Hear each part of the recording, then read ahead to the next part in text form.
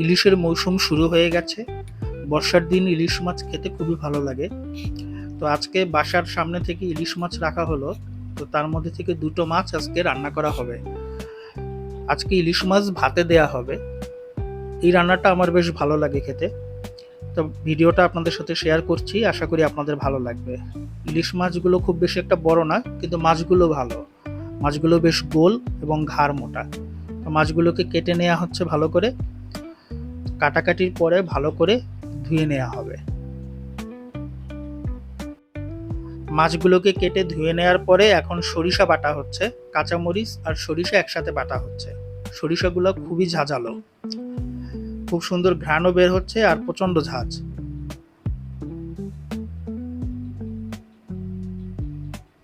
সরিষা বাটা শেষে এখন মাছগুলোকে একটা বাটিতে নিয়ে সব মশলা দিয়ে তারপরে ভালো করে মাখাইয়ে নিতে হবে। ইলিশ মাছ তো সরিষা দিয়ে এমনিতেই খুব ভালো লাগে খেতে। সর্ষে ইলিশ রান্না করলে সেটাও খুব স্বাদ হয়, কিন্তু এভাবে সরিষা দিয়ে মাখানোর পরে যদি ভাতের সাথে একসাথে রান্না করা হয়, ওইটাও খেতে খুব মজা হয়। তো এখন মাছগুলোর ভিতরে হলুদ, মরিচের গুঁড়া, জিরার গুঁড়া, লবণ, সামান্য একটু চিনি আর সরিষা যেটা বাটা হয়েছিল সেটা দিয়ে দেয়া হলো। এবার এগুলোকে খুব সুন্দর করে মাখাতে হবে। এই মাখানোটা যত ভালো হবে মাছটা খেতেও খুব ভালো লাগবে। আর দিয়ে দেওয়া হলো একটু সরিষার তেল।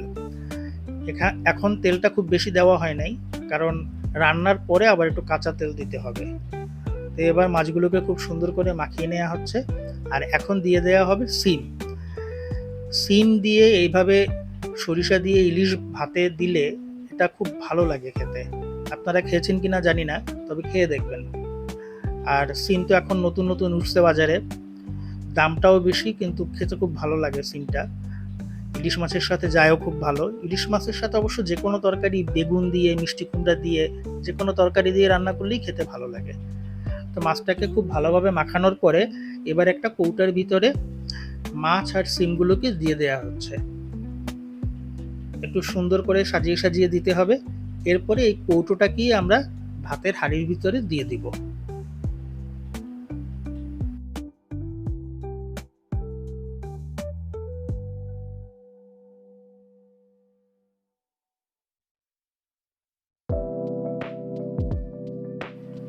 মাছ আর সিমগুলোকে কৌটোর ভিতরে ভরে এবার মশলা মাখানো জলটাও ভিতরে দিয়ে দেওয়া হলো।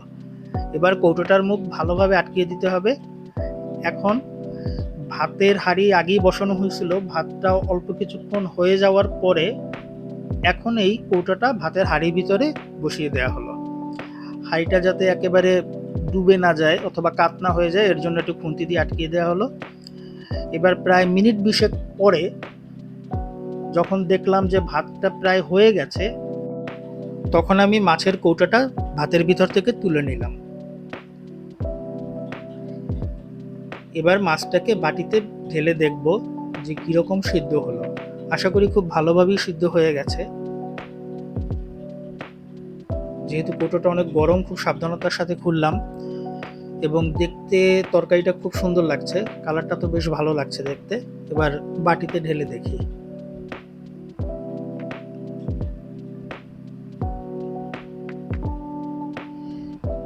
তরকারি কালারটা খুব সুন্দর হয়েছে এবং মাছ এবং সিম দুটি খুব ভালোভাবে সিদ্ধ হয়েছে। এবার উপর থেকে একটু কাঁচা সরিষার তেল দিয়ে দেওয়া হলো। এই তেলটা দেওয়ার কারণে খুব সুন্দর একটা সেন্ট আসবে। এই যে দেখুন, সিম এবং মাছ দেখতে কত সুন্দর হয়েছে। আর এইটা আরেকটু টানানো যেত, ঝোলটাকে আরেকটু কমানো যেত, কিন্তু আমরা আজকে চিন্তা করছিলাম যে ভাতেই খাবো, কিন্তু একটু ঝোল ঝোল করে খাবো, এই জন্য একটু ঝোল ঝোল রাখা হয়েছে। বসে পড়লাম এখন গরম ভাত আর ইলিশ ভাতে নিয়ে। গরম ভাতের সাথে এই ইলিশ ভাতে খেতে সবসময় খুব ভালো লাগে। আর আমি আবার একটু লেবু রসও নিয়ে নিলাম। আমার কাছে মনে হয় যে ইলিশ মাছের সাথে লেবুটা খুব ভালো যায়। ইলিশ মাছের ঝোলের সাথে লেবু মাখালে একটা সুন্দর ঘ্রাণও আসে, খেতেও ভালো লাগে। দেখুন সিমগুলো কত সুন্দরভাবে সিদ্ধ হয়েছে। তো আমি ভাতটাকে ভালো করে মাখিয়ে নিয়ে তারপরে খাওয়া শুরু করলাম। সত্যি কথা বলতে রান্নাটা সত্যিই খুব ভালো হয়েছিল। ঝোলটা আমরা একটু পাতলা রেখেছিলাম, কিন্তু খেতে দুর্দান্ত স্বাদ হয়েছে। অনেক মজা লাগছিল খেতে। আর মাছগুলো ছোট মাছ, বেশি বড় না, কিন্তু মাছগুলোতে স্বাদ প্রচণ্ড। যথেষ্ট তেলও ছিল মাছগুলোতে এবং মাছগুলো যথেষ্ট টেস্টি। যদিও আমি ইলিশ মাছ খুব একটা যে পছন্দ করি তা না, তবে ইলিশ মাছের এই ইলিশ ভাতে এবং ইলিশ ভাজা এই দুইটা আইটেম আমার খুবই ভালো লাগে খেতে। তো আজকে এই কারণে ইলিশ ভাতে রান্না করা হয়েছিল। আর যেহেতু বাসায় সিমও ছিল, তাই বললাম যে সিম দিয়ে রান্না করো, কারণ ইলিশ মাছের মধ্যে সিম দিলেও সেটা খুব ভালো লাগে। আর রান্নাটাও এত ভালো হয়েছে যে আসলে অনেক মজা করে খাইলাম। তো যার কারণে আমি মাছও আর একটা নিলাম, তারপরে আরও একটু ঝোল নিলাম এবং খুব মজা করে আজকে দুপুরের খাওয়াটা সারলাম। তো আশা করি ভিডিওটি আপনাদের ভালো লাগবে। যদি ভালো লাগে অবশ্যই আমাদের চ্যানেলটিতে সাবস্ক্রাইব করে আমাদের সাথে থাকবেন। ধন্যবাদ।